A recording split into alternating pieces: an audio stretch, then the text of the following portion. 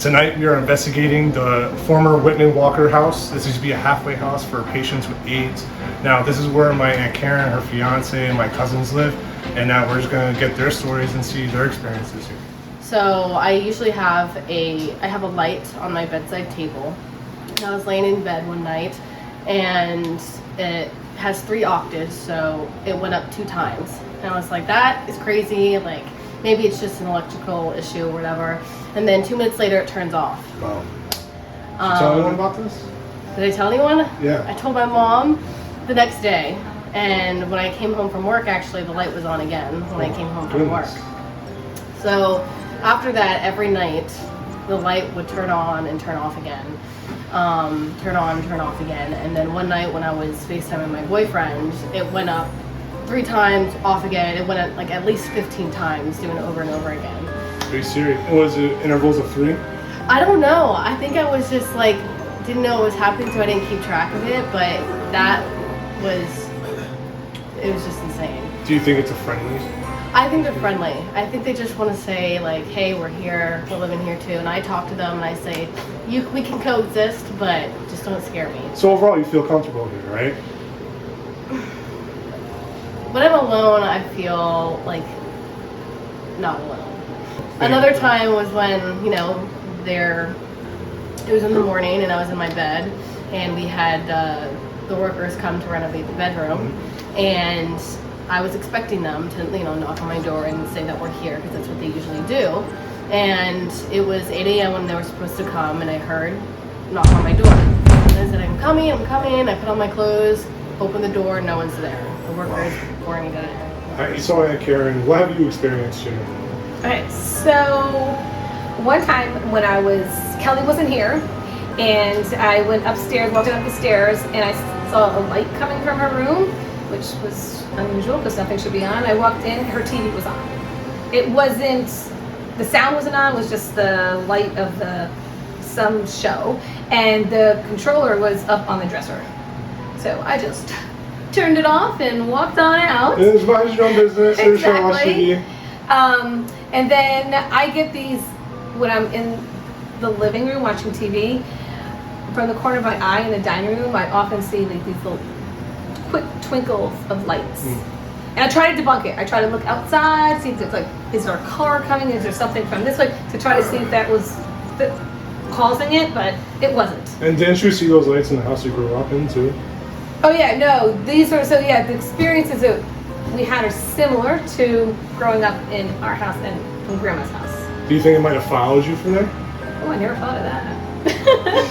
I don't know, but I never do feel anything negative. Yeah. Okay. And that's a good thing. That's really good. Scared. So it seems to me I would like them to do my laundry, but I haven't quite got that far yet. That'd be nice. So we were actually sitting down here before, and it was me and my friend Kyle, and he was sitting in the chair over here. I was sitting over there. We were having a face-to-face conversation, and his basement slanted that way.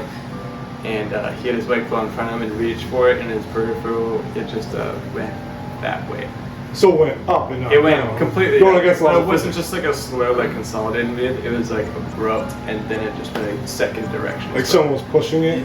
Like someone like moved it, and then they just like moved it further just for like almost like an FU. Do you think they're trying to get to your white claws? Nah, I mean, honestly, they're alcoholics if they are, and they're not going to beat us in that sense, but that's true.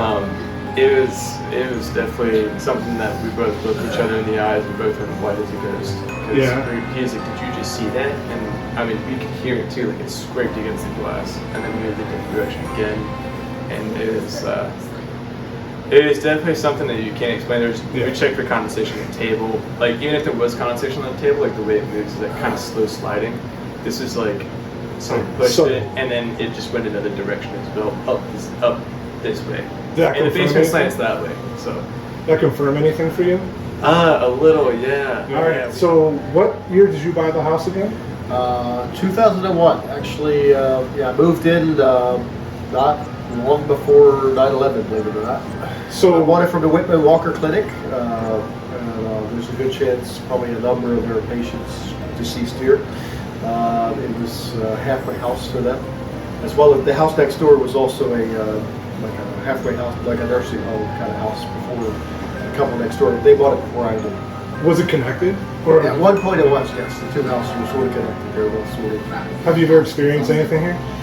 I'm your skeptic, but there's definitely been a few weird things over the years. There have been some times when I'm in here and like maybe the TV would be on and like I'd come down like it might have just been me living here at the time, and I'd come down and or possibly lights being on at times, but.